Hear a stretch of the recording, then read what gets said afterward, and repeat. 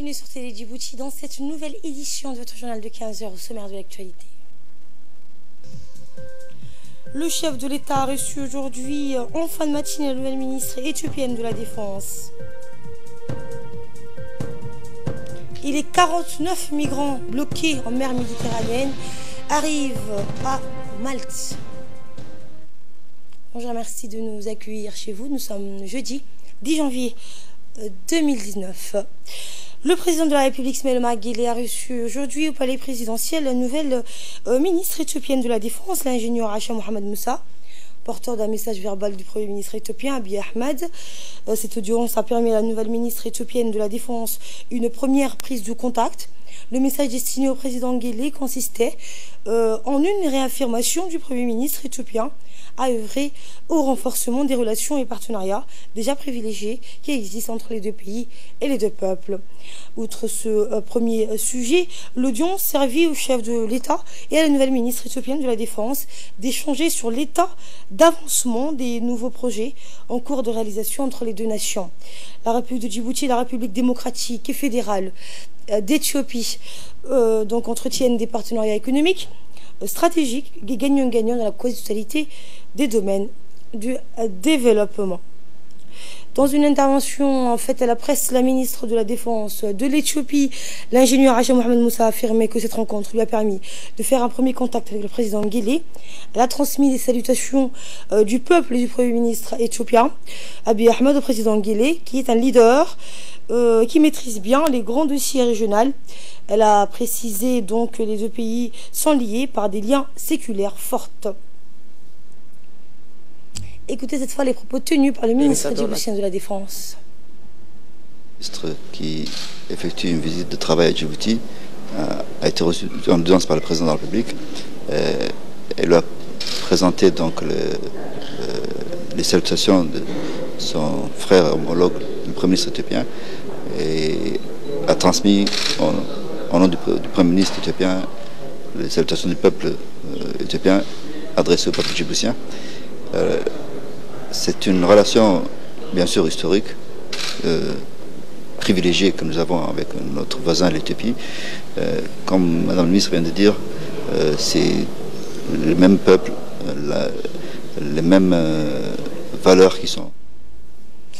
Dans le reste de l'actualité, sous la présidence du président de l'Assemblée nationale, Mohamed Ali Hamad, et conformément à l'article 22 du règlement intérieur, la conférence des présidents de l'Assemblée nationale s'est tenue ce jeudi dans les locaux du Parlement en vue de fixer l'ordre du jour des projets de loi en instance et la date de la prochaine séance plénière. Lors de cette conférence, le gouvernement était représenté par le Premier ministre, Abdel Kamel Mohamed. Ont également préparé à cette réunion le vice-président, les membres du bureau, les présidents des commissions permanentes et des groupes parlementaires, ainsi que le rapport général du budget. La conférence des présidents s'est penchée en premier lieu donc sur la transmission aux commissions permanentes compétentes de 6 projets de loi, dont 2 en procédure d'urgence. Également dans l'actualité, depuis leur création en 2011, les gardes-côtes djiboutiens qui ont pour mission la surveillance de nos eaux territoriales ont célébré ce matin à la direction des opérations de secours au port de pêche le 8e anniversaire de leur création. Depuis le petit matin, les gardes-côtes et leurs commandants, le colonel Waas Omar Borrelet, tous habillés en tenue de cérémonie, attendaient à la porte de leur camp situé à proximité du port de pêche pour accueillir leurs invités. Parrainé par le Premier ministre, Abdel Kamel Mohamed, la cérémonie a regroupé sur place le président de l'Assemblée nationale, le ministre des Transports et de l'Équipement, plusieurs autres membres du gouvernement, le chef d'état-major général des forces armées djiboutiennes, le général de corps d'armée Zakaria Cheikh Ibrahim, les ambassadeurs des pays amis, les officiers des forces étrangères stationnées à Djibouti, ainsi que des hautes personnalités civiles et militaires et religieuses. Dès son arrivée, le Premier ministre a été accueilli par le ministre de l'Équipement et des Transports et le colonel Waas Omar Borrelet. Le chef de la primature a passé en revue les troupes, vous le voyez à l'image, d'honneur des gardes-côtes avant de prendre place à la tribune officielle. Plusieurs discours ont marqué donc cet événement, vous les entendrez, à commencer par celui du commandant des gardes-côtes, suivi de celui du ministre de l'Équipement et des Transports, donc ministre et tutelle des gardes-côtes, et comme l'exige le protocole, le Premier ministre s'est exprimé en dernier. Eh bien, la célébration de ce 8e anniversaire a été l'occasion pour le commandant des gardes-côtes, le colonel Omar Borolé, de jeter un regard rétrospectif et dresser un bilan exhaustif des efforts engagés. Écoutons le commandant des gardes-côtes. Le gouvernement djiboutien a énormément investi dans la sécurité et la sûreté maritime de notre pays, en mettant à disposition de la garde-côte djiboutienne d'importants moyens matériels et capital humain afin de donner encore plus d'élan à l'action de l'État en mer. Ainsi, cette année, encore plus de 180 jeunes diplômés djiboutiens viennent de renforcer les rangs des hommes et des femmes de la garde-côte djiboutienne. Nul doute que ce développement et la consistance du travail remarquable n'auraient été possibles sans le soutien permanent du président de la République et de son gouvernement et la contribution et l'assistance continue. Et de son côté, le ministre de l'Équipement et des Transports, Mohamed Abdelrahman Moussa, a indiqué que la transgression des espaces maritimes existe dans toutes les mers, mais il appartient à chaque pays à sécuriser son espace maritime. Voici les propos du ministre. Qu'il me soit permis aujourd'hui d'insister sur l'effort significatif et croissant, d'année en année, du gouvernement pour renforcer en hommes, en matériel et en infrastructure le développement de cette jeune institution. Et cet effort s'est traduit cette année aussi par la présence avec nous, pour la première fois, de plus de 180 agents des gardes-côtes djiboutiennes.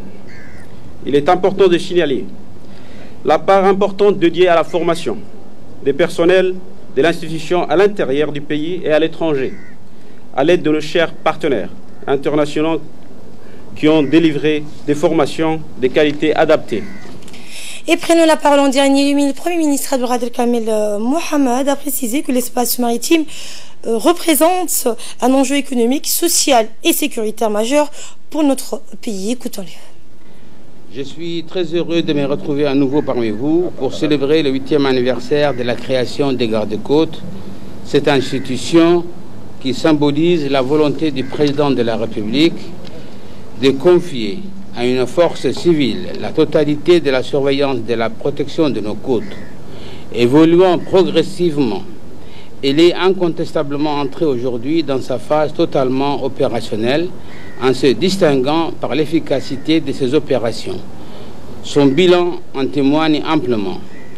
Monsieur le commandant de la garde-côte, comme vous avez cité d'importants moyens matériels et des infrastructures combinées avec un capital humain à niveau ont été mis à votre disposition afin d'augmenter davantage vos capacités opérationnelles et votre aptitude à répondre à l'attente du gouvernement dans l'accomplissement de vos missions. Et de là, nous passons aux nouvelles à travers le monde. Je vous disais en titre, le Premier ministre malais a annoncé ce mercredi, donc hier, qu'un accord avait été trouvé afin que les 49 migrants présents à bord de 2 navires de Engie allemande au large de Malte puissent y débarquer. Ils sont arrivés sur l'île en milieu d'après-midi. Les 2 navires donc avaient été autorisés il y a une semaine à s'abriter du mauvais temps dans les eaux maltaises. Et c'est la fin de ce journal. J'aurai le plaisir de vous informer à 22 h pour un nouveau journal. Très bonne suite de programme sur Télé Djibouti.